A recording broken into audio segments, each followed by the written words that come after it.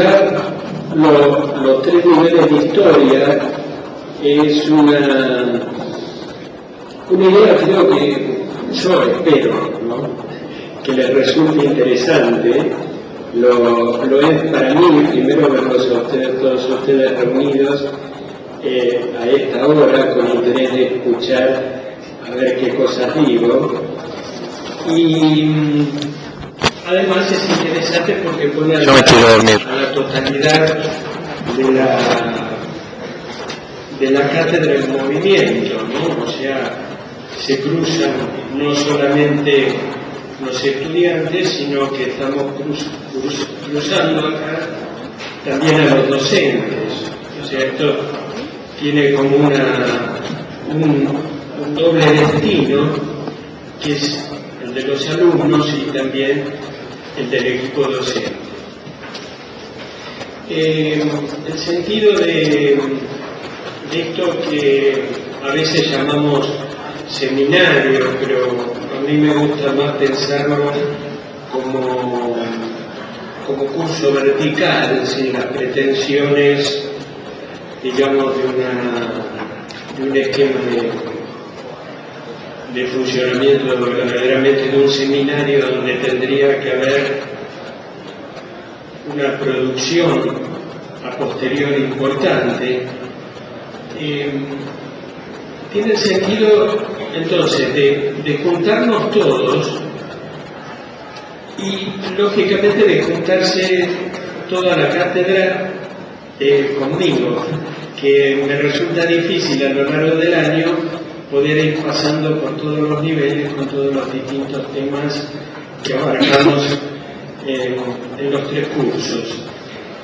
Y además es una ocasión de ponernos ustedes en contacto con las cosas que a mí me preocupan o interesan, y ver qué eco estas cosas tienen sobre el conjunto de ustedes. Es decir, es un intercambio un poco entre todo el conjunto de la cátedra. Este año hemos conseguido 3 clases para disponer del aula magna, que no es poco, digamos. Tenemos un ámbito de comodidad importante para poder hacerlo acá.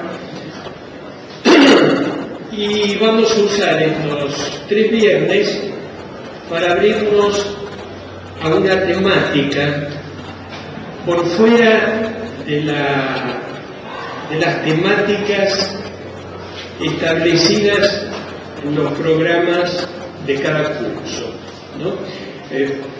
Creo que esto a lo mejor se lo mencioné ya en la primera clase del año, pero recuerdo siempre una situación del año pasado en una reunión de profesores de historia en el despacho de decanato, donde se hablaba de los programas de historia, si esto tenía que entrar, lo otro tenía que no, en fin, qué cosas eran importantes o qué cosas eran absolutamente importantes que ustedes estudiaran y qué otras no.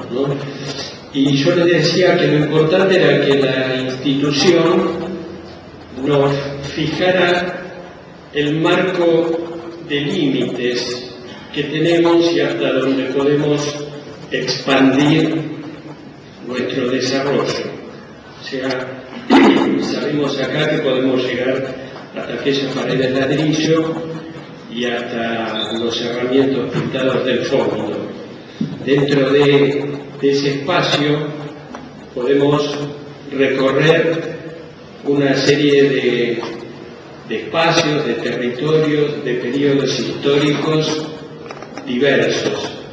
Y ese recorrido es un poco la elección que cada cátedra de historia realiza dentro de la facultad, dentro de ese encuadre de límites. Esto es importante, dado que estamos teniendo en la facultad 11 cátedras distintas de historia. Yo sé que ustedes eligen mucho en primera instancia por los turnos, horarios de dictado, toda una serie de cuestiones que les conviene cursar ahora y no en otro momento, pero también hay elecciones que se hacen en base a la forma de trabajar, a los planteos, a la forma de enfocar, de mirar, de leer la historia que cada cátedra pone en sus cursos, ¿no? Y me parece que eso es algo importante. Justamente la idea de este curso de 3 clases es enfatizar una mirada y una lectura que tenemos en esta cátedra, o que yo quiero abrir como espacio desde esta cátedra, como un espacio que ya iremos viendo, los invita a todos ustedes, aquellos que estén interesados, a poder seguir avanzando en el conocimiento de esta temática en la que vamos a entrar hoy. Si pasa a la próxima imagen, por supuesto.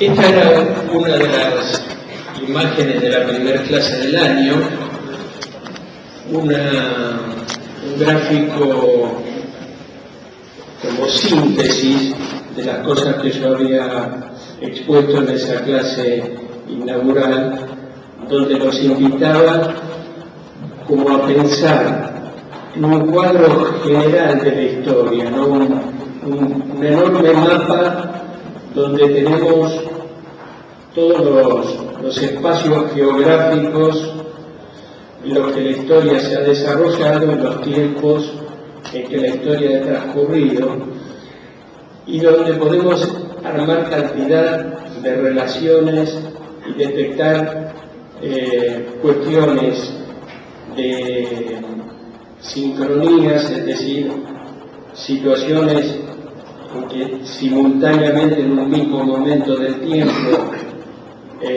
hay variaciones en distintos lugares del mundo. Habíamos visto esos cruces entre el lejano oriente y la América colonizada por España. Tenemos también diacronías, donde podemos ir a lo largo del eje del tiempo viendo variaciones en un mismo punto o en distintos puntos. Por ejemplo, como la arquitectura italiana cambia del siglo XV al siglo XVIII, por ejemplo, es tema así fijo, digamos, de los programas de Historia 2.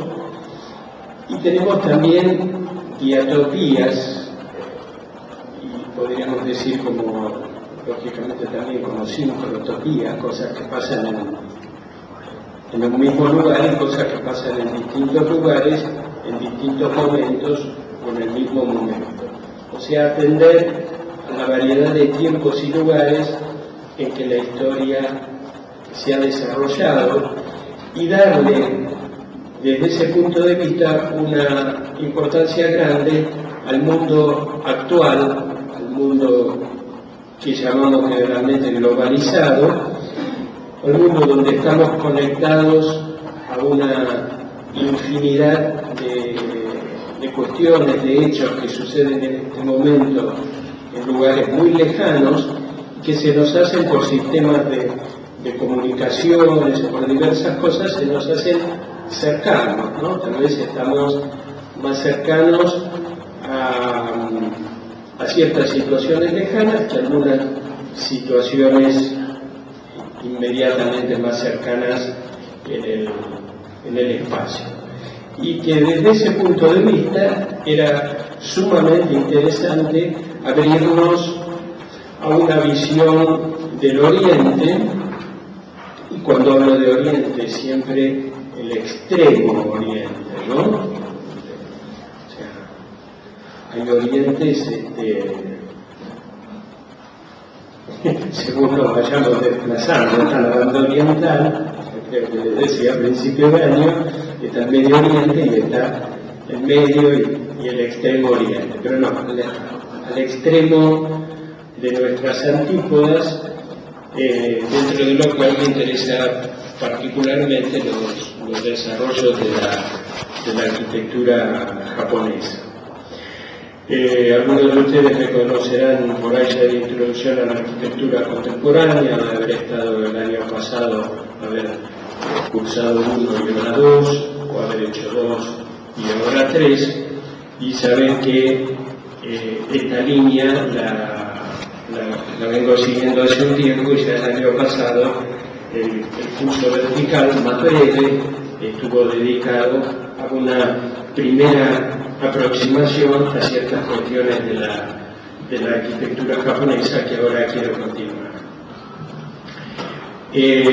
Sería interesante disponer de las 2 clases del año pasado. Yo tengo grabada solamente la primera, quizá la subamos como audio al blog, hasta que alguna vez la transcribamos, pero la segunda no la grabé, así que digamos queda ahí un poco en el recuerdo. De cualquier manera, es una continuidad de ciertas cosas vistas en esa primera clase que van a ir apareciendo en el tiempo de este año y los siguientes. En ese curso del año pasado utilicé esta imagen de cierre del curso vertical y me parecía útil para abrir ahora el de este año. Este es un típico sistema rocoso que se da en muchas costas. De hecho, la foto no es de la costa de Japón, pero tiene como un sabor a una situación marítima japonesa por esa forma alargada y fragmentada, desnivelada, un poco tortuosa, como de archipiélago con un mar que lo embate constantemente. Y en estas formaciones rocosas, lógicamente, hay como piletas en distintos niveles, con distinta profundidad. Cuando el agua sube por las mareas, o cuando el agua salta por el choque de una ola o por lo que sea, el agua ingresa en esas piletas y después se retira o queda. Es decir, hay un entrar y salir constantemente del agua. Es entrar y salir constantemente del agua, y los periodos que el agua queda y no queda, o que las rocas están expuestas al aire, al viento, a la sal que se va secando, al sol o lo que fuera, produce distintas formaciones zoológicas, ¿no? Y también como vegetales en esas piletas. O sea, hay fauna, flora propia de esas piletas que depende de la situación de intercambio y a la vez de aislamiento con el mar.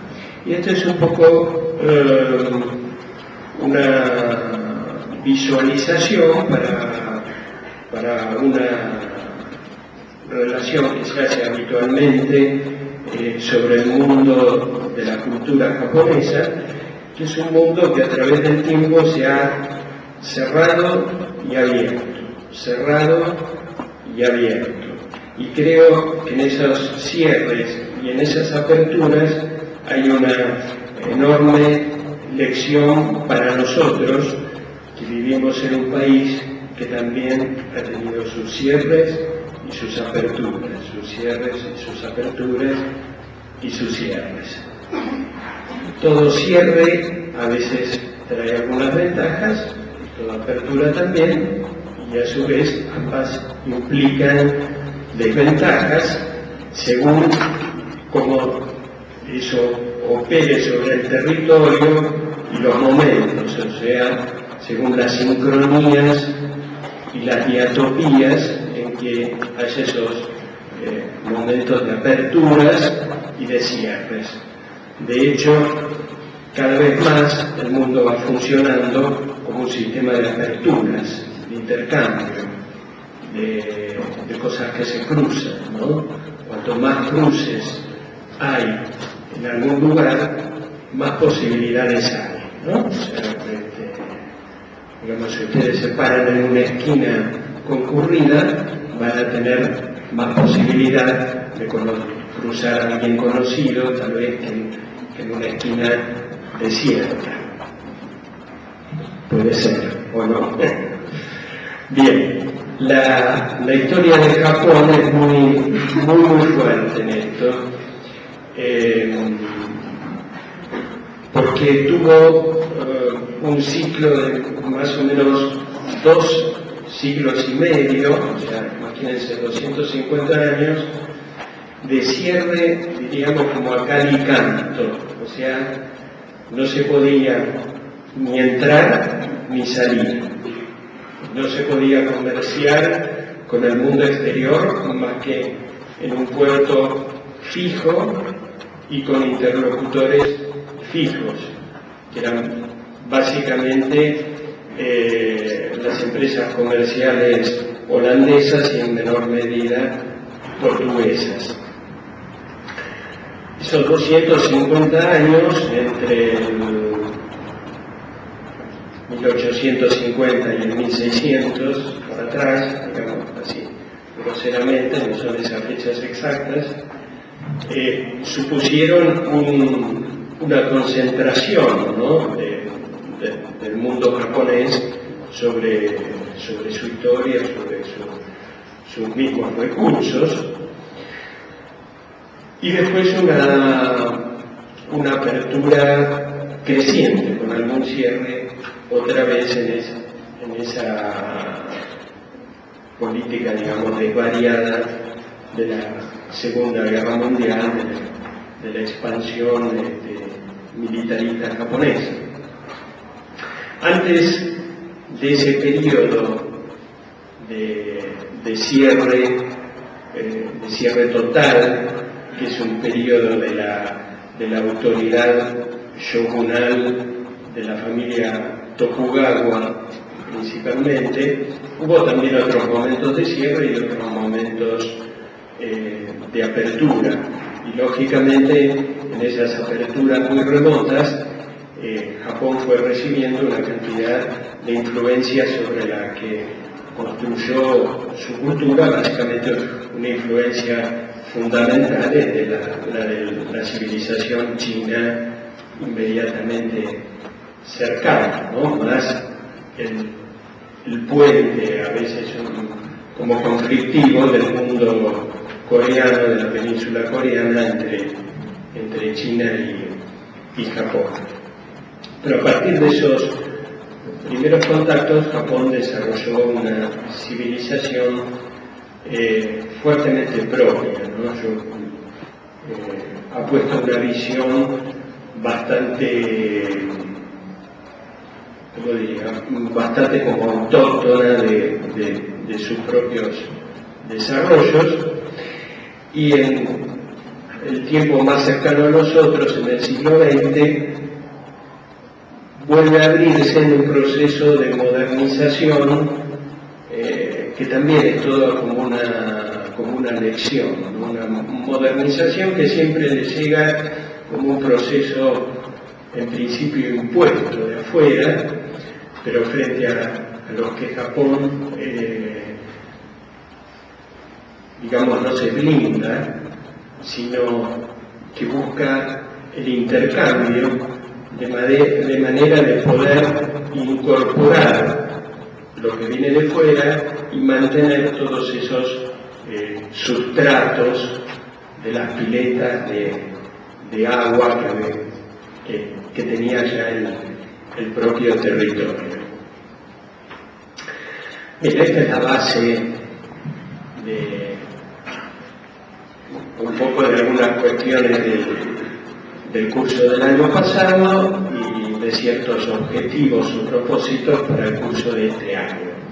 lo que voy a tratar de plantearles hoy es una mirada sobre unas pocas cuestiones, pero que me parecen centrales en la arquitectura japonesa. No voy a hacer en ningún momento una historia de la arquitectura japonesa que empiece por los tiempos remotos antes de Cristo y vaya avanzando a través de los siglos hasta llegar a hoy, que es la visión que están ustedes acostumbrados y nosotros también a seguir en la historia, sino que me meto por distintos momentos de tiempo para ver unas pocas cuestiones que para la clase de hoy yo diría que son tres. La reducción, por ahora la llamo así, reducción, concentración, imitación, ¿no? La sombra y lo blanco, o la blancura. Reducción, sombra y blanco. Bien. En la cultura japonesa hay un elemento que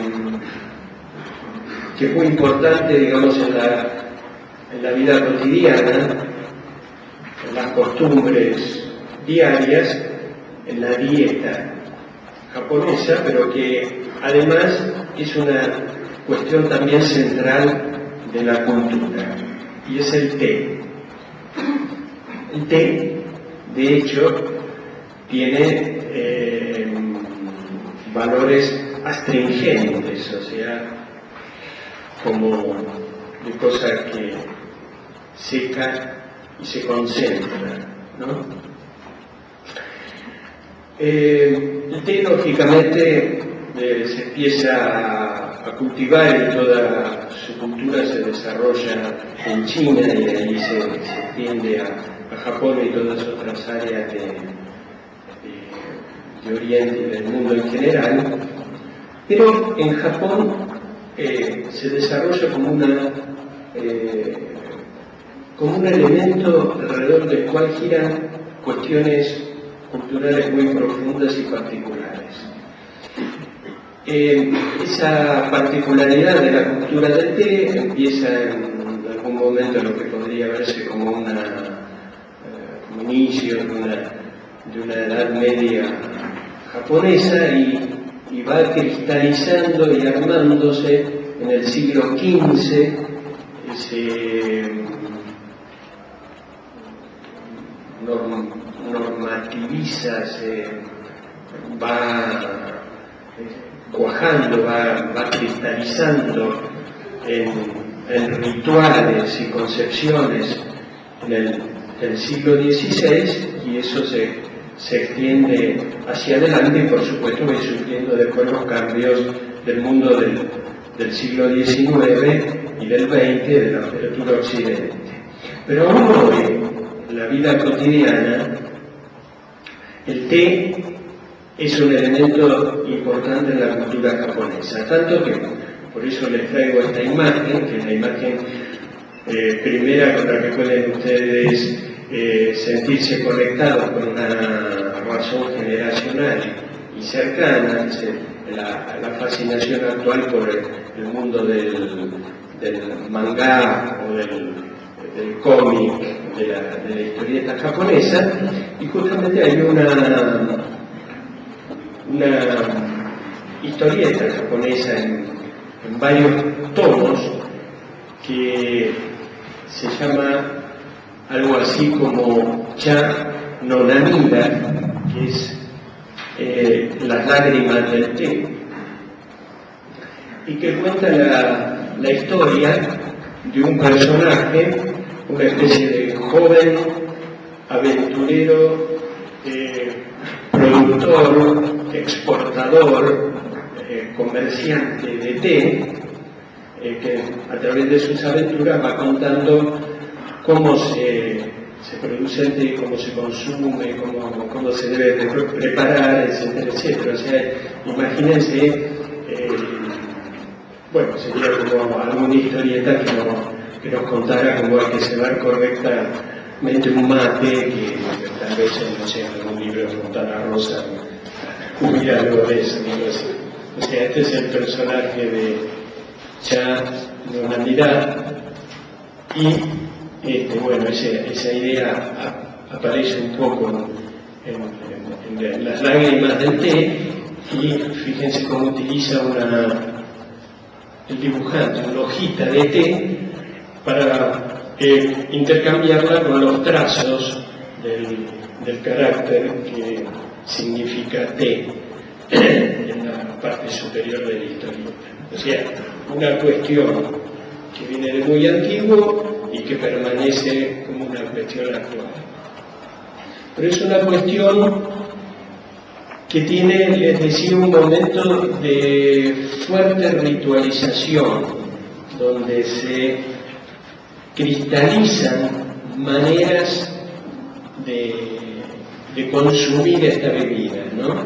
Situaciones de momentos, de intercambios de personajes, de lugar, de formas de prepararlo, de formas de consumirlo, y esto genera un encuentro entre personas, o sea, una función verdaderamente ritual, y en un espacio particularmente ideado, predeterminado, concebido para ese ritual.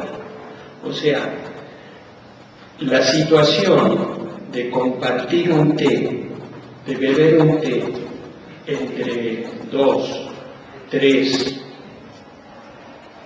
4 personas, o asistir simplemente una persona, o 2, o 3, a una situación en que una cuarta les prepara y les sirve el té sin necesariamente beberlo esa cuarta, es un ritual de un momento del té que genera una tipología arquitectónica particular. En esto hay ya como una cuestión, es difícil encontrar en nuestro mundo alguna tipología, algún ambiente arquitectónico que surja de la situación de compartir alguna bebida, ¿no? Cuando preparaba la clase recordé el tema de las materas, sobre todo de la provincia de Buenos Aires, y no pude por internet conseguir una foto de una auténtica matera, que es un edificio de planta circular en el que compartían la ronda de mate, sobre todo al final de la tarde, la peonada de las estancias, ¿no? Pero la matera tampoco tiene una única tipología de planta circular, sino que puede darse en situaciones de espacios diferentes, pero es como un episodio en un momento digamos casi de la colonización de una zona de nuestro territorio, y no se me ocurre otra cosa así. En cambio acá tenemos espacios donde hay una preparación del té, el ritual que se fija hacia cierto momento del tiempo y que genera un espacio donde debe cumplirse. El espacio donde debe cumplirse es la casa del té, o el cuarto del té, o la habitación del té. La casa es como un término grande para lo que van a ver que resulta, quizá un cuarto del té. En general la literatura inglesa lo llama mucho el tea room, la habitación del té, podría ser más adecuado para el término japonés, que es chashitsu, o sea, el cuarto del cha, que es el té. Esta foto me parece una foto extraordinaria, ¿no? Si ustedes ya tuvieran todos los datos y los conocimientos de cómo se realiza ese encuentro alrededor del té, verían que está prácticamente sintetizado en esta foto, donde el espacio todavía se reduce en más de lo que es ya la habitación reducida. Los personajes aparecen prácticamente solo por sus manos, y vemos obviamente al hombre acuclillado, y además nos está dando ya las medidas del espacio en que esto se está realizando, ya que la superficie sobre la que están es una superficie de esas esteras modulares formadas de distintos tipos de entrelazamientos de hierbas, que se llaman tatami, y que vimos un poco con detalle el año pasado, pero que constituyen la base modular de casi toda la arquitectura japonesa. Tanto, repito siempre, que aún hoy en día en Japón, en vez de decirles de un departamento tiene habitaciones de 3x3, le van a decir tiene habitaciones de 4 tatamis, por ejemplo, de 4,5, de 5, y la pieza que cubre el solado es la que da la dimensión de la superficie. O sea, es una medida, por un lado, bidimensional, es una medida de longitud, pero es también una medida bidimensional de superficie, ¿no? Y estas esteras, llamémoslas esteras, pero tienen un grosor importante, no es finito como una alfombra, tienen una medida estándar aproximada a 1,80 de largo por 0,90 de ancho, o sea, como un colchón de una plaza sencillo. A partir de ahí se arma toda la modulación y las relaciones dimensionales en la arquitectura japonesa. Entonces ustedes ya están viendo que ahí hay 90 centímetros, acá hay 45, y supongamos que otros 45, 90, 90, 1,80 y 45, tenemos como un espacio de 2 metros y algo, y podemos empezar a determinar cuál es la dimensión del espacio en que se está haciendo la ceremonia. Por un lado tenemos una mano, suponemos sobre todo por la tela, que es una mano femenina, que alcanza un bol, o sea, una taza de té, taza sin asa, o sea, sin manija.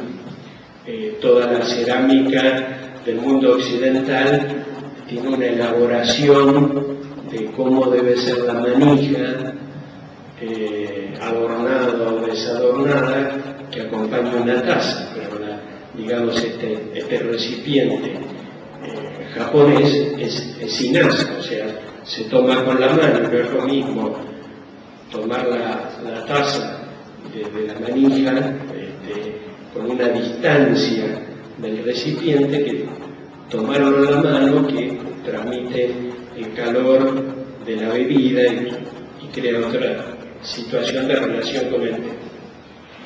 Además, en el intercambio de taza entre quien prepara el té y quien lo recibe, hay todos unos movimientos de giro de la taza para un lado y para el otro, o sea, no se pasa así nomás a agarrar la taza, sino que hay todo un proceso de cómo va del preparador del té, o sea, el maestro de té, a el huésped que recibe esa taza.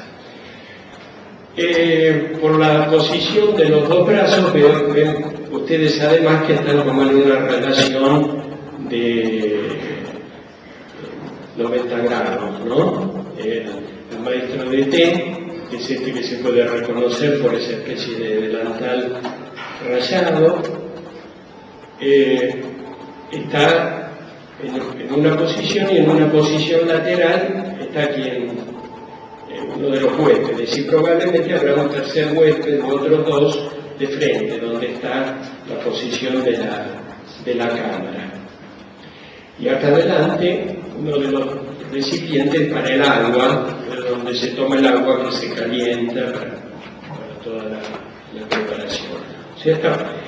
Ven que hay todo como una rigidez, ¿no? Como si la disposición de personas, de elementos del solado, de manos, estuviera todo dispuesto, no sé, por Mies van der Rohe en un plano, como si fuera la ubicación de los sillones en el pabellón alemán de Barcelona. O sea, el maestro le corresponde acá. Y al fondo vemos la parte baja de un espacio del que les voy a volver a nombrar, clave, como una especie de objeto, no sé, de elemento mítico de la arquitectura doméstica japonesa, que se llama tokonoma. Y no tiene traducción, y en todo el mundo se conoce como tokonoma, tokonoma, un espacio, más ese espacio, un espacio de piso, un espacio de un pequeño piso elevado. La proporción de ese zocalito que se eleva es importante.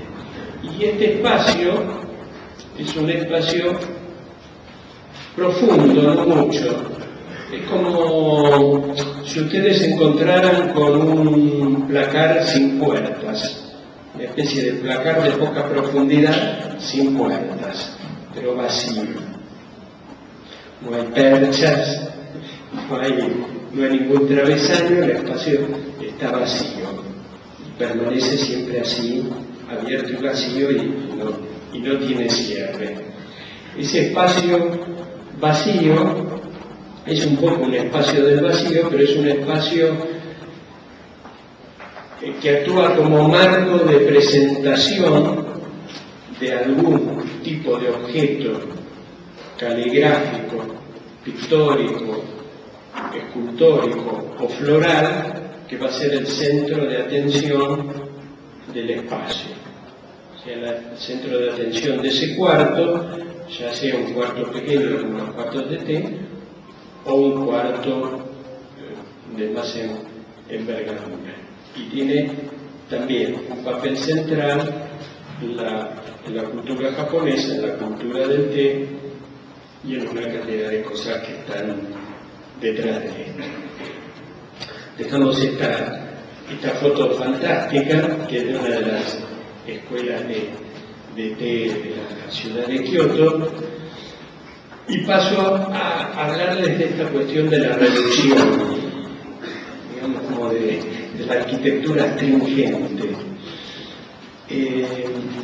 Este es un conjunto de un monasterio en la ciudad de Kioto, que se llama Manshu-in.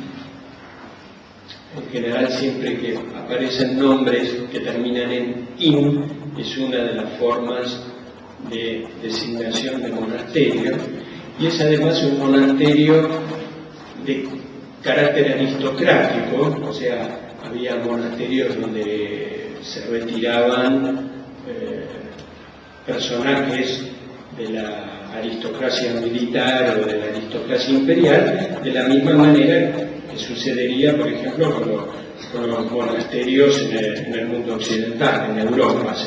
Me ocurre por caso pensar el famoso monasterio de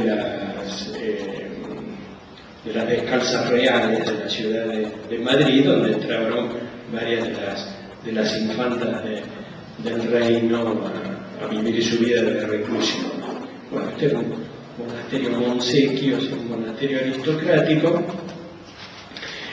Es de ya prácticamente 1600, o sea, sería también como contemporáneo de esos monasterios españoles, y está, como todo monasterio en cualquier parte del mundo y en cualquier religión, está formado por un conjunto diverso de edificios, o sea, no hay acá un solo elemento, sino varios.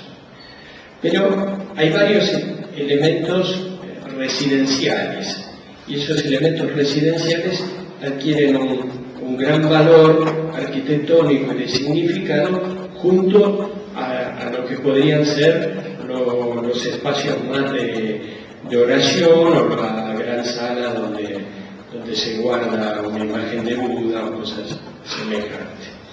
Y en este están incluidos dos edificios, dos pabellones, que son estos que ven ustedes acá, y que son los dos que ven allá en planta. Hay como dos cuadrados o dos rectángulos en planta. O sea, hay dos shoin. Shoin son pabellones que se dan a partir de, no sé, del siglo XIV o algo así en la arquitectura japonesa. Son como un estilo intermedio que después vamos a volver a ver en la última clase del viernes 6 de septiembre. Están enganchados entre sí, movidos, ¿no? Formando como un desplazamiento escalonado en forma de greca, del que también les voy a volver a hablar más adelante. Y ven ustedes que hay como todo un corredor que zigzaguea uniéndolos y que marca el frente, la fachada de estos edificios, y este es el fondo, digamos, la fachada posterior. En estos dos conjuntos, las partes grisadas son las habitaciones principales sobre esas galerías que dan al exterior, y las otras partes son sectores de servicio de esas partes principales hacia la parte posterior del edificio. Y esta situación de frente se abre a un espacio que, visto en planta, parecería un estanque, podría ser como un pequeño lago, pero cuando lo vemos en la fotografía aérea lo vemos totalmente blanco, y es porque no es de agua, sino que es de grava, en realidad de una piedra blanca menuda, una casi arena blanca que constituye una evocación justamente de una superficie de agua convertida en un mar de arena delante de esos pabellones. Bueno, en estos pabellones se tomaba el té. Por ejemplo, podría tomarse el té en alguno de estos espacios. Hay cuartos grandes, porque ven que todos estos reticulados, pequeños rectángulos, es la modulación de tatami. O sea, ustedes desde el asiento de ustedes pueden mirarlo y ir sacando como las dimensiones de esto, pensando siempre en 1,80 metros de lado mayor. En esas habitaciones grandes se podía compartir el té, trayendo el té desde los espacios de cocina o instalando un brasero con alguna protección de mampara, de biombos bajos, y preparando el té en ese mismo lugar. Esta era la situación hasta prácticamente el siglo XVI. En el siglo XVI se comienza a definir ese cuarto especial para la ceremonia del té, que ya aparece como una dependencia separada por acá, y también aparece como un sector de ese otro pabellón, de ese otro shoin, ¿no? volviendo al anterior, vamos a ir a ver ahora en otra posición, girado, un detalle de este sector, ¿no? El join menor, que es lo que ven ustedes allá abajo. Entonces, el té podía ser preparado en grandes espacios como estos, suelen mal con el puntero, como en estos sectores, que es continuando por esta galería exterior. En la galería exterior, lógicamente ese piso rojo es una alfombra actual, pero sí ven la modulación interior de los tatamis. Pero en este sector, junto a este cuarto principal, que es el Fujiyama no Ma, o sea, los espacios suelen recibir denominaciones de espacio primero, espacio segundo, o en este caso reciben denominaciones según las pinturas que adornan la habitación, y en este caso por ciertas representaciones del monte Fuji, el cuarto se llama el cuarto del monte Fuji.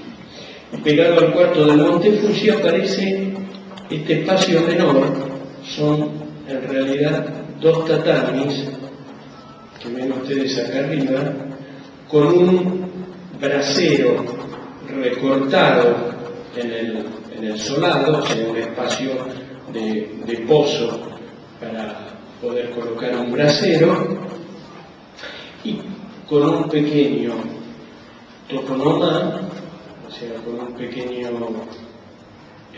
placar abierto de fondo, y donde va a ser preparado el té, o para ser consumido en este pequeñísimo espacio de 1,80 por 1,80, o en el gran cuarto de al lado, que tiene 360 por 360, o sea, eso es una habitación grande porque es una habitación de 8 tatamis. Y en este caso el cuarto de té se abre por puertas corredizas, se abre lateralmente totalmente al cuarto mayor. O sea, acá ya tenemos como un espacio de té separado, pero pegado a un espacio mayor. Andando el siglo XVI, este espacio de té se separa, se constituye en una habitación independiente, una habitación separada de los pabellones yoín, y se ubica en relación al sistema de jardines que rodea a esos pabellones. O sea, en cuanto es un edificio independiente, hay un transcurrir, un caminar desde un pabellón principal al pabellón donde se va a celebrar el té. Es como si ustedes en principio tuvieran un tallercito en el fondo del jardín, en el fondo de la casa. Eso supone un trasladarse para alguna otra actividad, y va a haber alguna ruta, algún camino, algún sendero en ese espacio que marque por dónde circular. Al convertirse en edificio independiente, empieza la reducción del espacio del té. O sea, proceso curioso, porque es un proceso donde una función, en vez de crecer espacialmente, decrece en términos espaciales, pero crece en términos de intensidad ritual y cultural. Y ese pequeño pabellón va a estar metido en un jardín. El jardín lo va a aislar del mundo exterior. El jardín debe ser un jardín pequeño, porque debe estar en consonancia con la escala de ese pequeño edificio. Yo en la clase esta estoy siguiendo 3 textos que van a aparecer al final. Uno es de Furuta Shokin, que es era un estudioso del budismo, particularmente zen japonés. El otro es Tanizaki Junichiro, un importantísimo escritor japonés, también desaparecido. Y el tercero es un diseñador japonés actual que se llama Hara Kenya. Furuta me provee de una mirada sobre la casa de té, el espacio de té, el espacio de Chashitsu. Tanizaki sobre el tema de la sombra y Hara sobre el tema de lo blanco. Furuta Shokin dice que hay en la casa de té 5 cuestiones fundamentales. La primera de las cuales es este sistema de la reducción, de la independización de la pequeña casita Chashitsu, su reducción y su carácter rústico, que pasa a denominarse Soan. La segunda característica es la existencia de una puerta especial para el acceso de los huéspedes al Chashitsu, que es una puerta muy pequeña y se llama Nishiriguchi, y en inglés la traducen como puerta por la que hay que arrastrarse, o la que hay que doblarse. No sé en castellano cómo se podría traducir. El tercer elemento es la presencia del tokonoma, que no le damos traducción.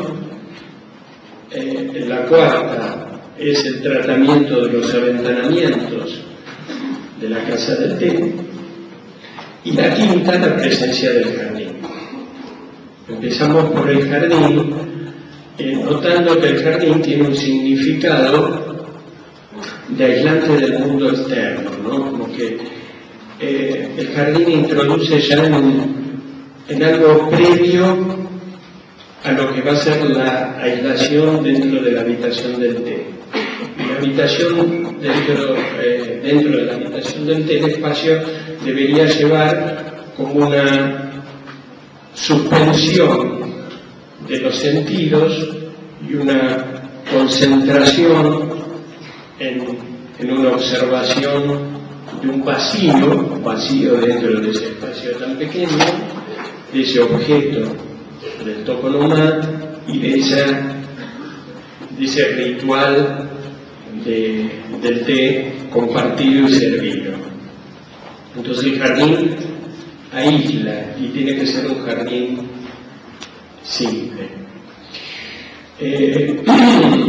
La que están viendo ustedes es una casita que se llama Taiyang. Fue construida, se supone, hace 1582.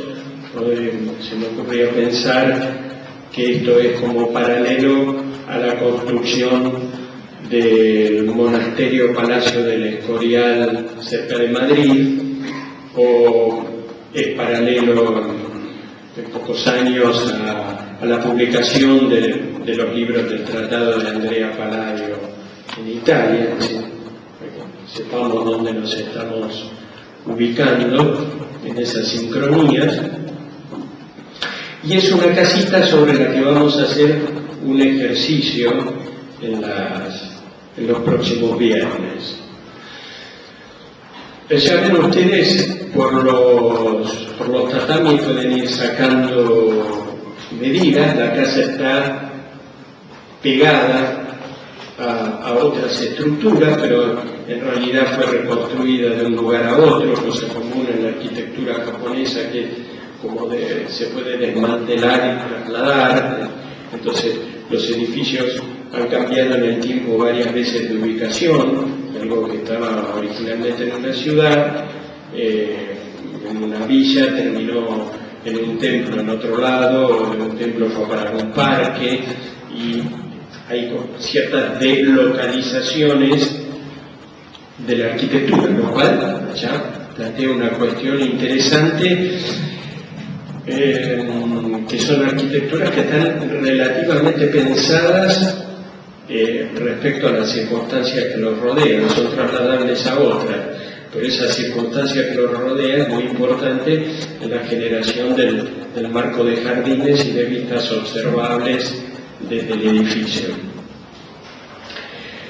Esta casa de té es una casa bastante mínima, pero las hay menores, o sea, piensen que esto anda en 2,70 de lado por 2,70, y se la supone concebida por uno de los principales maestros de té de la historia de Japón, que fue Zen no Rikyu de Zen. Y Rikyu era una persona que venía de una clase culta mercantil e intercambia con la clase culta militar de cierto momento del siglo XVI, ¿no? Es como si fueran los encuentros de los mecenas para los que trabajaba Andrea Palladio en el norte de Italia, literatos y hombres de poder. Dentro de esa suerte de una clase equivalente se encontraba Rikyu. Rikyu recibía en esta casa a Toyotomi Hideyoshi. Es más, parecería que lo hubiera construido como por deseo de él.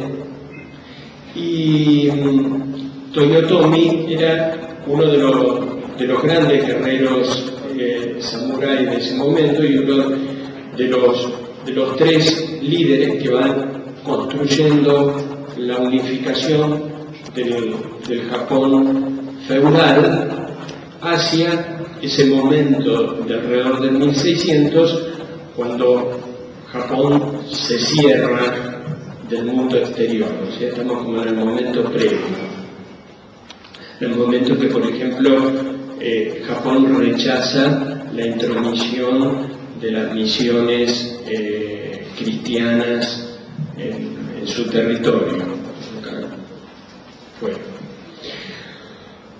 Este gran personaje, o sea, en realidad quien tenía el poder, porque por debajo del emperador, pero el emperador era una figura meramente representativa, Toyotomi se encontraba con Rikyu a tomar el té. Se podemos conversar algunas cuestiones de poesía, de literatura, del mundo contemporáneo. Intercambiaban en ese pequeño espacio en realidad de un 80 por un 80. Debía ser muy fuerte la presencia de este personaje que entraba, digamos, con todas las galas de su ropaje, galas que consistían en, digamos, poner las telas preciosas de las vestiduras a un espacio muy reducido y muy humilde. Después, esta historia terminó en una desinteligencia por ciertas oposiciones de Rikyu, y finalmente Rikyu es compelido por Toyotomi a cometer suicidio, y poco antes, por el 1591, termina con su vida. Pero antes cumple un rol fundamental de toda esta cultura japonesa alrededor del té y de la construcción de una cantidad de habitaciones del té. Bueno, ustedes ya están viendo acá que esta habitación del té, bueno, pero ¿qué es esto del té?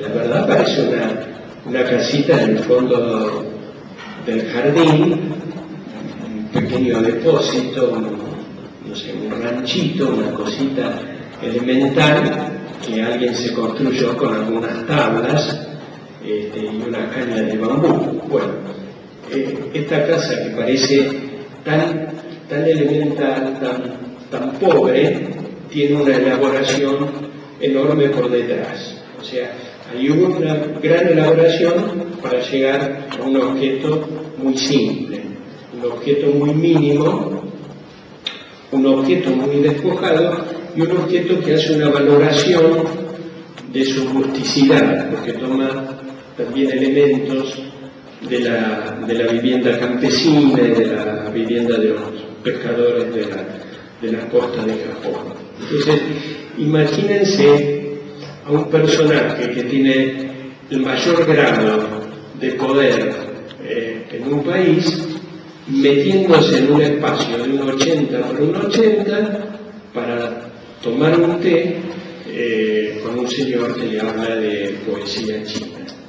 Esa, digamos, sería la situación. Los planos que ustedes ven son planos revocados en arcilla.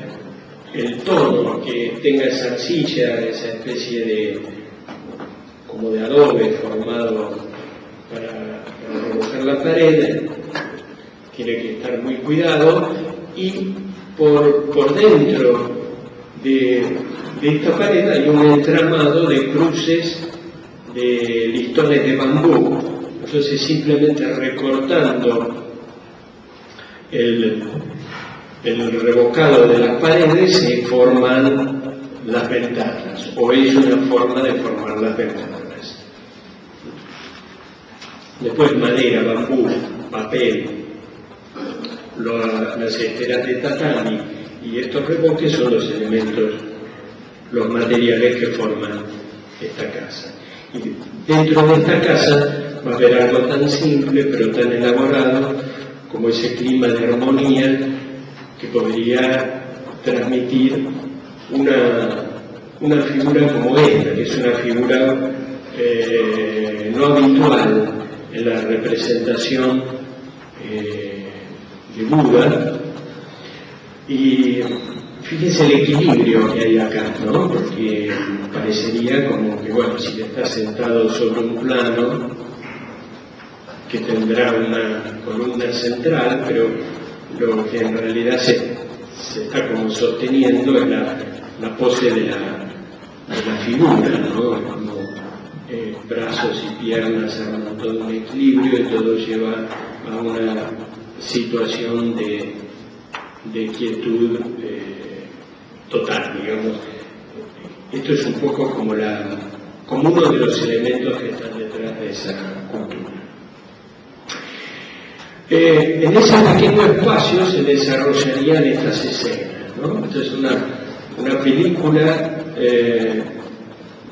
más o menos reciente sobre la vida de Senno Rikyu, y retrata esos encuentros con Toyotomi, y ve que se vuelven a dar las situaciones de la foto anterior, ¿no? Las posturas de uno y otro, en este caso hay también están como enfrentadas, pero desplazadas uno del otro. Rikyu hace como un movimiento oblicuo para alcanzar el bol de té. Toyotomi está en una posición de piernas cruzadas, que es una posición de descanso, no es la posición más ceremonial de cuclillas que vimos en las clases del año pasado, y el contraste entre los lugares de poder de los dos personajes por las vestimentas, pero ese fondo oscuro, ¿no? Acá hay como una escena oscura, porque en realidad hay como una oscuridad en el interior de estas pequeñas habitaciones. Y acá tenemos en otra casa en otro ejemplo, el Nishiri Guchi, o sea, la puerta por la que se ingresa a la habitación del té, que es una puerta en general alrededor de los 60, 70 centímetros de alto, un poco elevada del suelo alrededor, y que obliga, por supuesto, que la persona use algún escalón, en este caso una piedra, y desde acá se arrodille dentro de la puerta, se arrodille y se agache para poder entrar. O sea, yo creo que es como el elemento más importante, porque es forzosamente lo que obliga a una situación de humildad, a una situación de dejar el resto del mundo afuera.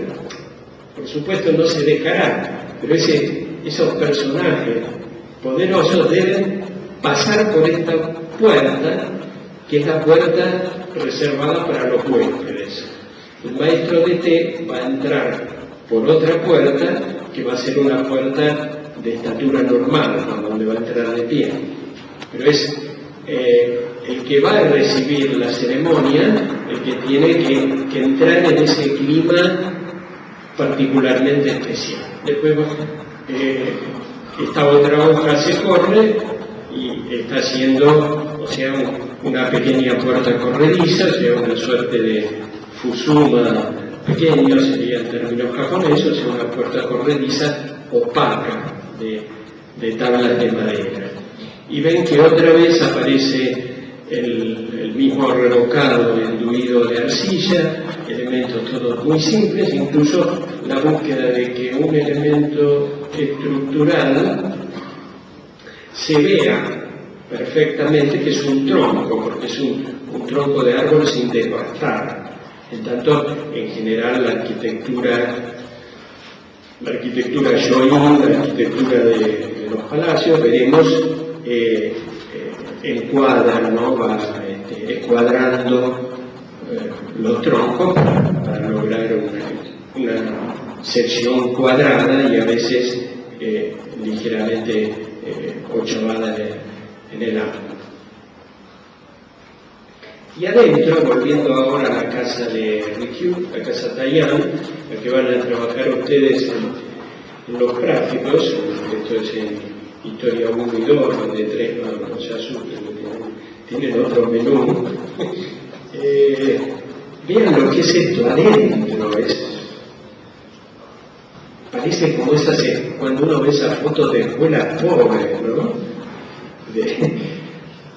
Rikyū en este caso busca incluso la inclusión de la paja en el revocado, en el adobe, llamémoslo exactamente, para oscurecer el resultado final y darle un tratamiento más rústico. Y esos listones de pajas y de hojas tienen que verse en la superficie, ¿no? Como si estuviéramos viendo un aglomerado de madera, de esos prensados que ahora se utilizan tanto y usan la textura visual de las rajas de madera. Entrando, esta sería la visión interior cerrada del Nishiribuchi, o sea, de la puerta para el huésped. Tiene delante de sí el espacio de un tatami, o sea, ya ven, esto tiene 90, esto tendrá 70 con suerte, tiene 1,80 m por delante, hasta el receso o alcoba del tokonoma, donde hay colgado un rollo de escritura. Siempre tiene alguna frase así contundente y alusiva sobre la que meditar, y que está armado siempre sobre un rollo mayor de telas preciosas que se lo cuelga en el tokonoma. La altura que tiene este espacio está en relación al rollo que se va a colgar, es decir, para dar una altura, que esto quede en una posición visual determinada, porque como les decía el año pasado, la arquitectura japonesa es una arquitectura que se vive desde el plano suelo, o sea, hay que pensar que la postura tradicional en un interior, aún hoy para mucha gente, es la postura acuclillado, sentado sobre el nivel del suelo. Lógicamente, desde el nivel del suelo las cosas se ven distintas que desde el nivel de una silla o desde el nivel de una persona parada. Toda la arquitectura está pensada en esas líneas de visión. Y cuando la persona entra agachada al espacio de la puerta, lógicamente lo primero que va a hacer es ir incorporándose y levantando la mirada. En ese proceso de levantar la mirada se va a encontrar con la caligrafía del fondo del tokonoma. Para que el espacio sea un poquito más amplio, se supone que sobre esa parte se eleva un poco el cielo raso interior. O sea, sobre este tatami y un poquito más, el techo se eleva y en el resto se convierte en un cielo raso horizontal. Simplemente tablas de madera sobre una trama de bambú. Fíjense que no hay una correspondencia exacta de líneas. La modulación del tatami no corresponde con la del tokonoma, y la parte que se levanta el techo, o sea, la pendiente de cielo raso, tampoco coincide con ninguna de esas dos. O sea, hay planos que están siendo pensados independientemente uno del otro. Esto no es siempre así en la arquitectura japonesa tradicional, pero es una característica que se da bastante en las casas de templo, en los yashitsu. O sea, cada plano tiene una lógica propia, ¿no? Nosotros buscamos que una línea, llegando a la esquina, por ahí se continúe sobre el otro plano de pared, pero acá sigue otra lógica. Y ya van a leer algo sobre eso en una ficha que tenemos en el blog de la gente. Entrando por la puerta, este sería el espacio que le queda al huésped, o sea que va a ocupar más o menos esto. Desde ahí va a ver el tokonoma, que es esto, y por arriba va a tener esta situación de cielo raso. O sea, un recorrido sería un poco esto, ¿no? Bien. El total de la casita viene a ser esto. El espacio que estuvimos viendo recién es este, específicamente del espacio del té, con un recorte para el brasero donde se va a calentar el agua. Lo que figura como alcoba es el tokonoma, y hay otros dos pequeños espacios que son un espacio anexo que se podría abrir totalmente y darle más amplitud a la sala de té. O sea, podríamos hacerla prácticamente de 3 tatamis en vez de 2, con puertas corredizas acá intermedias, y un espacio auxiliar como una especie de cocina, de kitchenette, que es el kate, que es por donde entra el maestro de té. O sea, el maestro de té vendrá del resto del conjunto al que está pegado a esta casita, entra por acá por una puerta normal, o sea, una puerta normal, no esperen ustedes que sea una puerta tampoco muy grande, y de acá va a pasar a la habitación donde, digamos, este tatami va a estar reservado al huésped y este otro a la ubicación del maestro que va a preparar el té, siempre puestos perpendicularmente entre sí. En una en una arquitectura de espacios grandes, de pabellones Shoin, como los que les mostré antes en una planta y en la vista aérea de ese monasterio de Kioto. Era suficiente tener la indicación de dónde van los postes, los parantes verticales de la estructura de madera, ya que estamos hablando siempre de una arquitectura maderera, de una arquitectura de la madera. La piedra no entra más que auxiliarmente, es decir, tener los puntos donde van a tener las piedras de fundación y los postes de madera, digamos las columnas o pilares verticales. Entre poste y poste ya se sabe que va a haber una dimensión que es la que va a ir fijando la modulación de tatamis, de manera que la arquitectura se arma como una grilla modulada más o menos de esta manera. Esta es una casa media alta japonesa, probablemente de principios del siglo XX, pero muy tradicional. Las superficies rayadas corresponden a superficies de madera, las superficies blancas corresponden a superficies de tatami.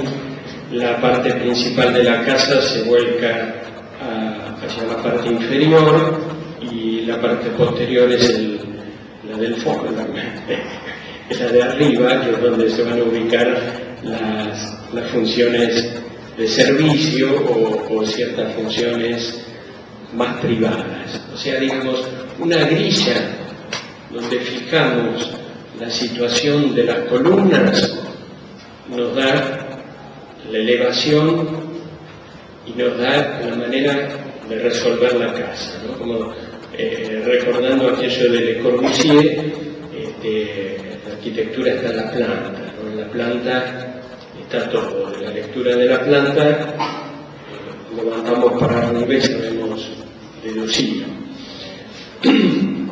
Esto tiene que ver con que esa arquitectura maderera es una arquitectura de carpinteros.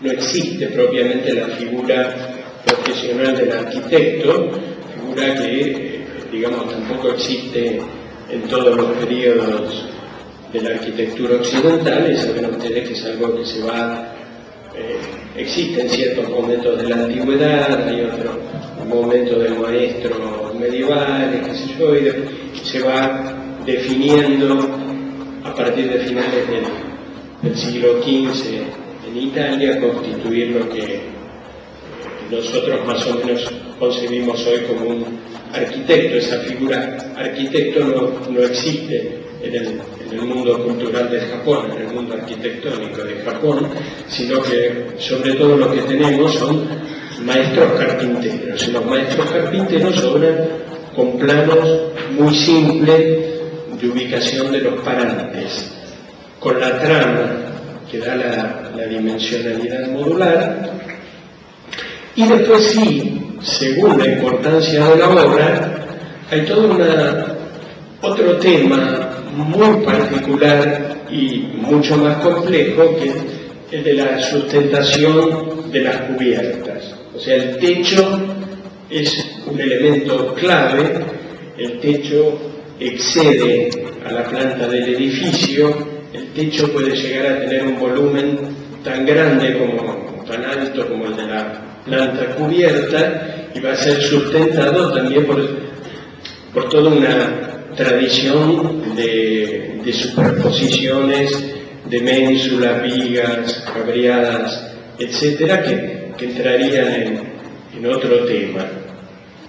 Tanto que, digamos, la tradición japonesa ha conservado, no sé si exactamente tratados, pero manuales de carpintería, de cómo construir determinados tipos de techo, y en esto también hay un eco y una traslación de la tratadística china. Pero en principio las plantas se solucionan de esta forma. Pero cuando vamos a una habitación de té, cuando vamos a un chashitsu, encontramos que los planos de cierre, los planos de paredes que cierran la caja, como vimos recién, no se corresponden necesariamente, sino que son diferentes. No todos los planos de cierre hacia el exterior son practicables como puertas corredizas, translúcidas o opacas, sino que hay pequeños muros, hay ventanas caladas, hay distintas alturas y tamaños de ventanas, hay distintas alturas y tamaños de dinteles, hay variaciones del techo. Entonces cada plano de la caja tiene una resolución propia. Esto tal vez era parte del ejercicio de diseño mental que le interesaba a estos personajes como Sendo Rikyu, que diseñaban, digamos, proyectaban, generaban estas pequeñas habitaciones como un ejercicio de diseño, ¿no? Como un ejercicio proyectual, morfológico, hablábamos hoy, si era de alguna manera. Y esto llevó a que se crearan estos planos plegables que los japoneses llaman Okoshi-Zu, y que son, claro, los japoneses tienen toda una tradición en plegar cosas, les encanta plegar papeles, no solo papeles, o sea, son los maestros del origami. Esta es una de las formas de pliegues más elementales, de plegar una caja de manera que se arme sobre un plano de superficie. Entonces, con este recurso de tener los planos de las distintas paredes, se podían armar, venían de hecho pegados, encolados sobre un papel mayor, y esto era lo que actuaba como plano para la realización de la obra. No tanto quizás en el primer momento en que aparecen las pequeñas habitaciones de té, sino un poquito avanzando más hacia el siglo XVIII y XIX.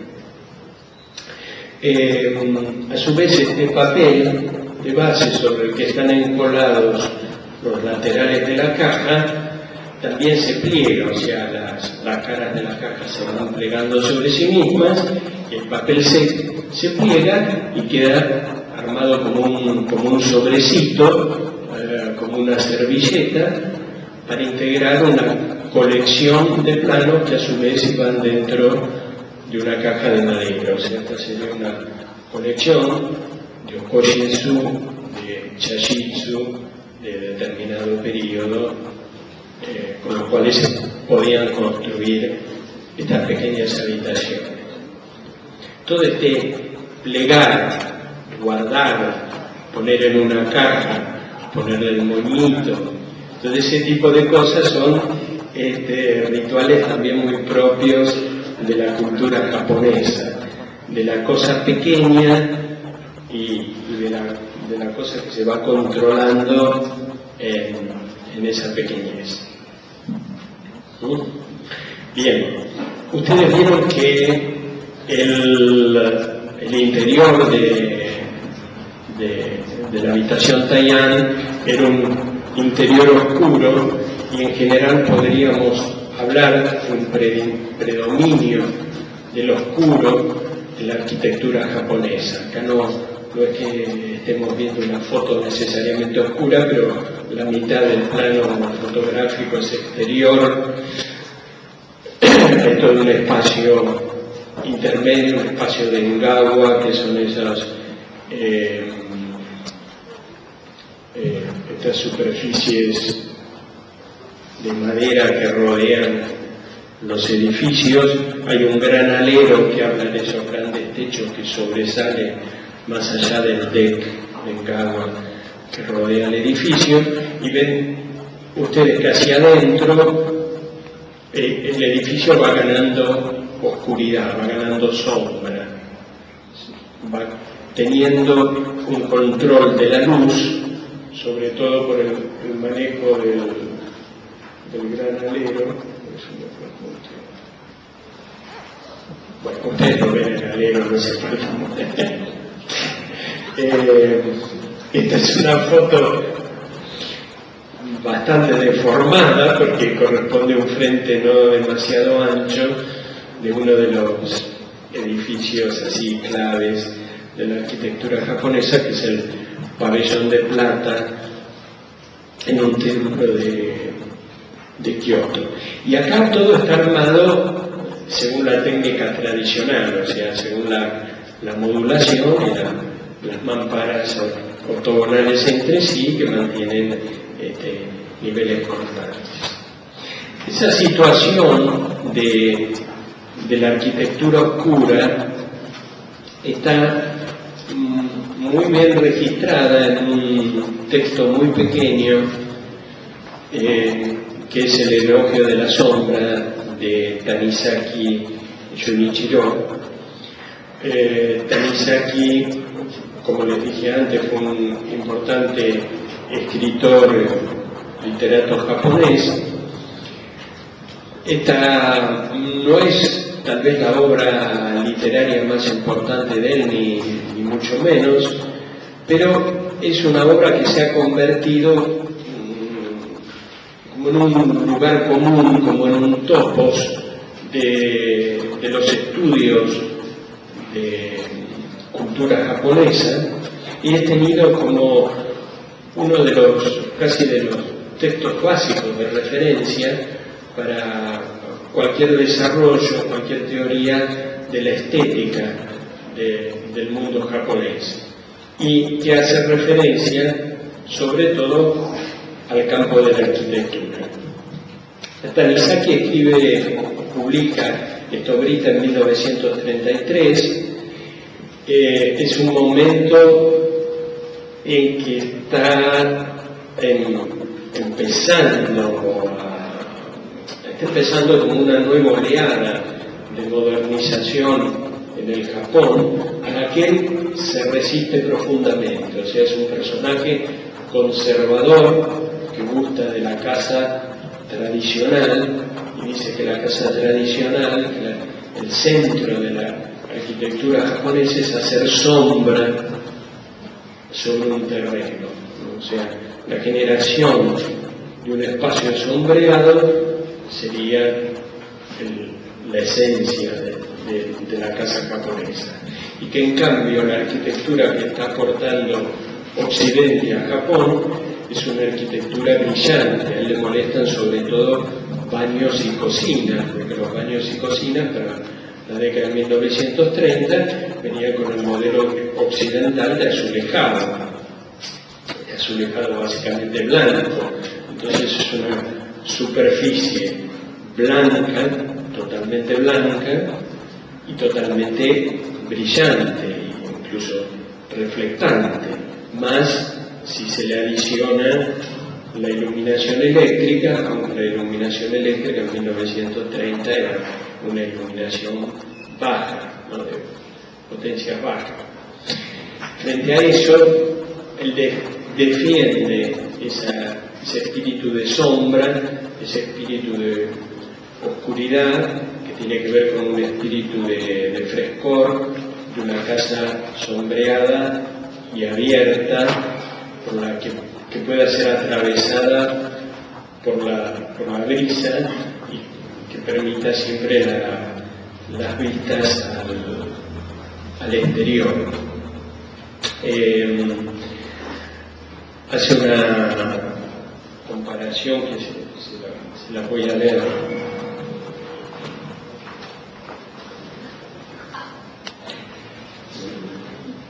Es cortita.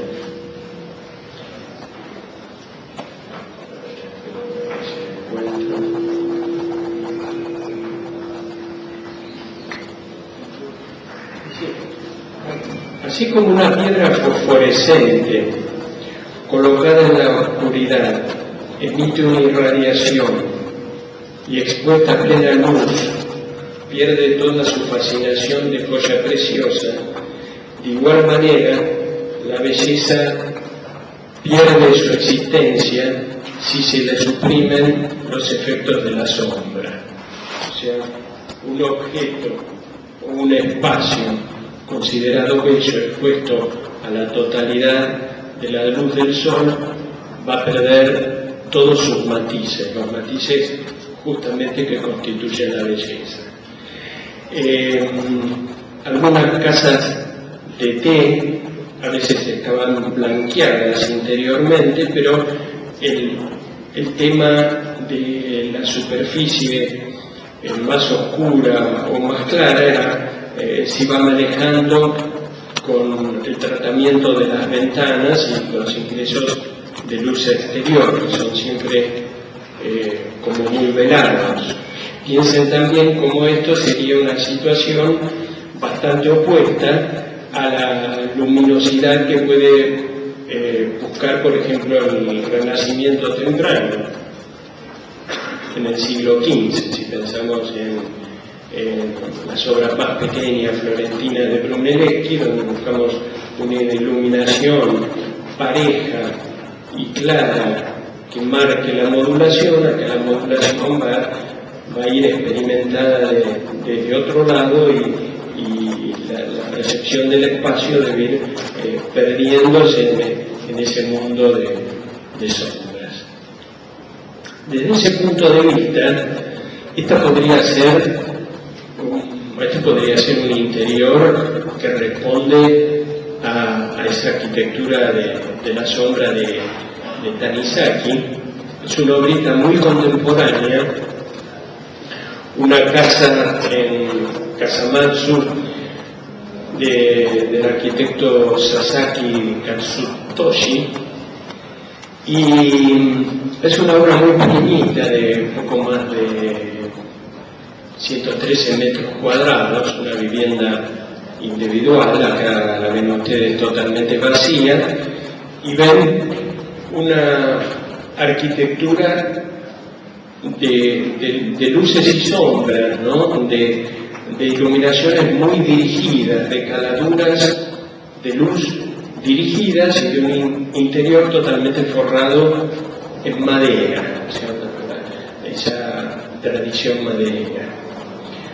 Con otras vistas más, si recuerdan la composición del espacio de Tetayan, tenemos acá como una cosa también de planos diferentemente tratados en las canaduras de luz, incluso con pozos abiertos que pasan luz de un piso a otro, que se van estructurando obviamente en distintos niveles y en medios niveles, armando el interior de ciertos espacios de la casa. Y esos espacios oscuros, digamos, esos espacios de sombra, esos espacios de madera, al mismo tiempo se abren a través de ventanas a espacios de luz intensa, a espacios blancos, ¿no? O sea, hay como una caja dentro de otra caja, y parecería ver que hay una caja blanca, una caja de luz que rodea a una caja de sombras, ¿no? O sea, con esto vamos llegando al último punto de lo que yo les planteaba hoy, la reducción del espacio, la sombra y el blanco. Y sucede que saliendo de esta caja oscura por las caladuras vamos a encontrar otra caja, una caja dentro de la caja. Estas son las plantas de la casa, empezando por planta baja y subiendo por medios niveles hasta la última, y ven que hay sectores de la planta blancos y sectores de la planta marrones. Los sectores marrones corresponden a la caja interior, a la caja de sombra, que se va armando en torno a una escalera de caracol que comunica todos los niveles. Y alrededor de eso hay espacios blancos, que son espacios de distinta altura de cielo raso, que van rodeando la caja oscura. La caja oscura crece hacia los pisos superiores, esto sería 1, 2, 3 y 4, acá hay, obviamente hay vacíos en esas partes grises,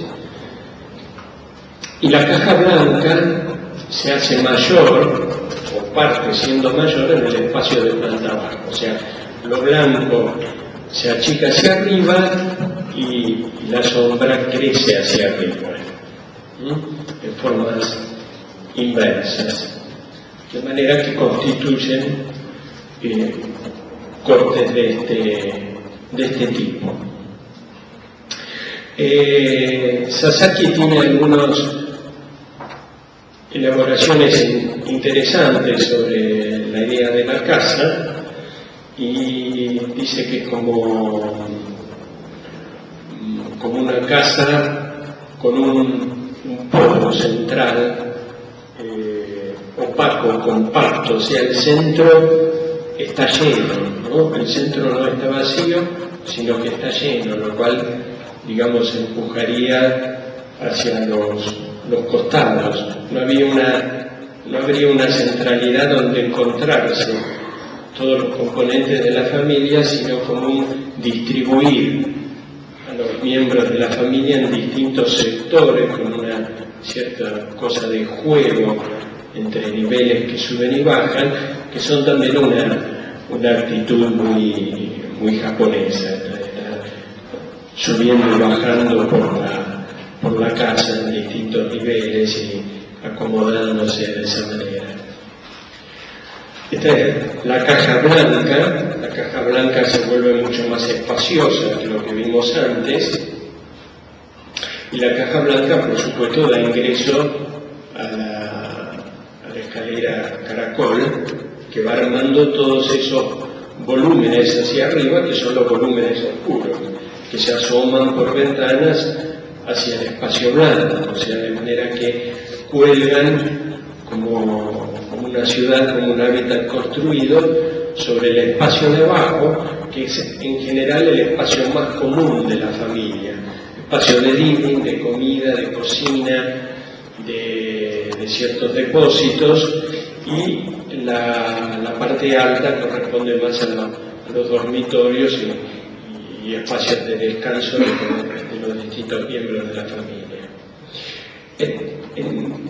En esta anterior teníamos una visión muy amplia del espacio blanco, pero en esta otra tenemos una visión muy reducida del espacio blanco.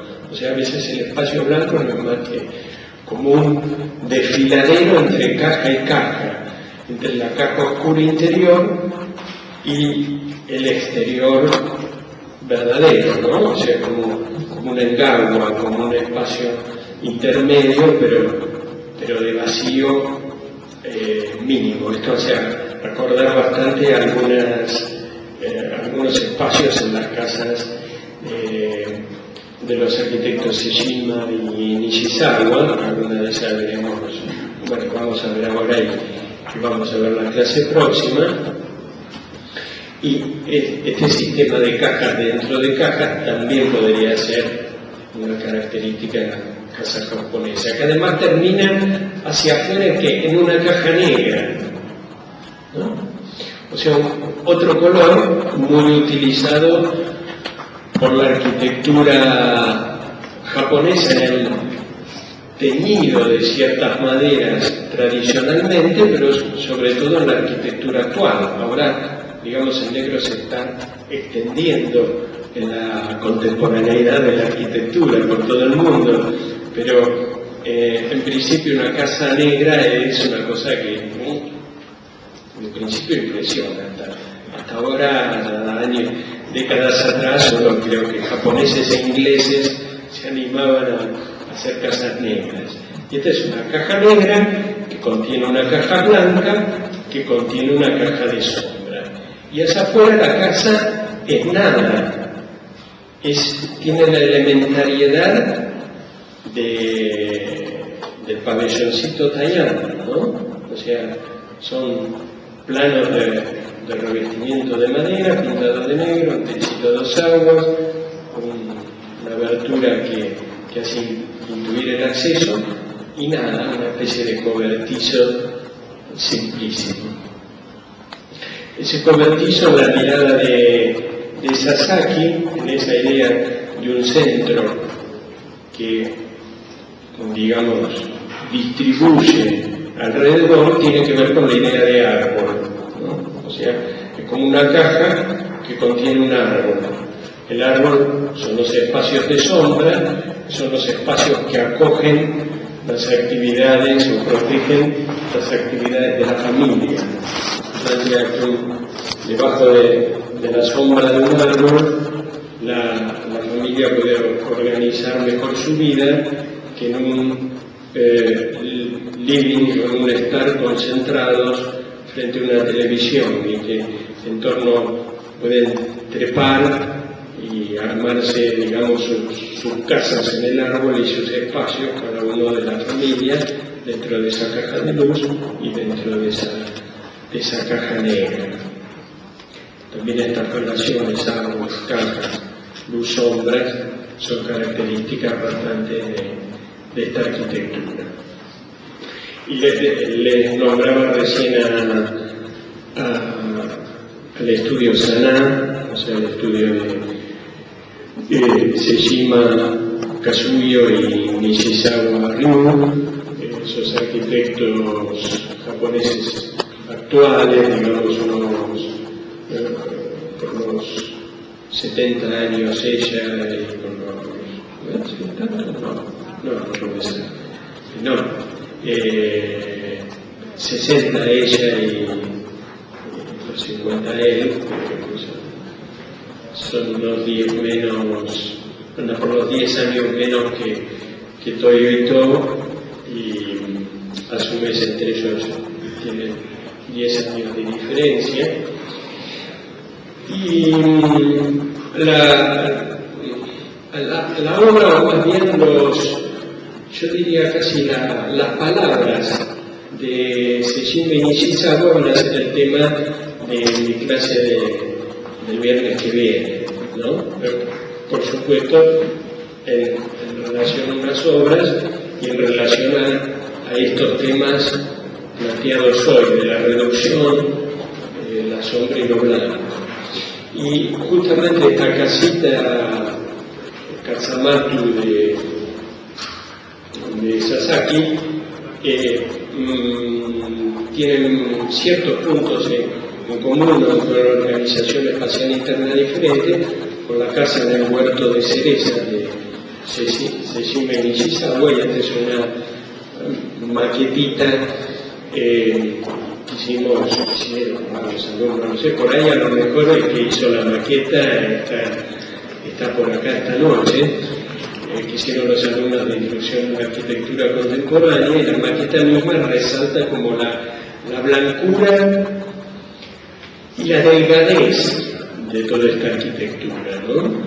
Porque además, otro tema que no había aparecido, que yo no había mencionado hasta ahora, es el de la delgadez de los elementos que constituyen la arquitectura, la delgadez de los planos del Chashitsu, de los templos, de los grandes salones, de la casa de Sasaki, de la casa de Saná. Esa delgadez que acá está constituida por planchas metálicas, ¿no? O sea, casi inconcebible como arquitectura. Y la blancura enorme. Esta blancura es lo que a mí más me llama la atención de la arquitectura japonesa actual, ¿no? O sea, puedo encontrar una serie de características que reconectan con cuestiones tradicionales, pero me saltaba siempre como un punto, no diría de contradicción, de innovación grande, en la blancura opuesta a la temática de la sombra tradicional, a la estética de Tanizaki. Y ahora he estado leyendo, aunque tal vez no termina de darme todas las respuestas, entonces al tercero de los que inspiran la mirada esta, que es el diseñador Kenya Hara, que tiene varios libros escritos sobre cuestiones de diseño, el último de los cuales se llama Blanco, Shiro en japonés y White en inglés, que es la única versión, digamos, accesible para los que no podemos desentrañar toda esa caligrafía maravillosa del idioma japonés. Por supuesto, el libro es un libro blanco y no sé, da pie como a tratar de buscar una respuesta a esta aparente contradicción. En algún sentido, Hara casi termina diciendo que la sombra también es blanco, ¿no? O sea, como que el negro es blanco, que ambos son vacíos, y que el vacío es siempre visto como posibilidad, no como una nada, sino como un algo destinado a llenarse, a ocuparse, que sería un poco el sentido también del espacio japonés. Pero como esto del blanco es sin duda un tema central en la arquitectura de Sanada, donde es dificilísimo, digamos, como encontrar sombras, el tema lo vamos a poder desarrollar más el viernes próximo. Así que, por último, le dejo las referencias bibliográficas que están detrás de la clase de hoy. Los invito a que se entusiasmen un poco con esta mirada de una arquitectura otra, diferente, y que a partir de esto, de alguna manera, generemos un espacio donde todos aquellos que puedan estar interesados en esta temática nos reunamos para ver más cuestiones de la arquitectura japonesa. Gracias.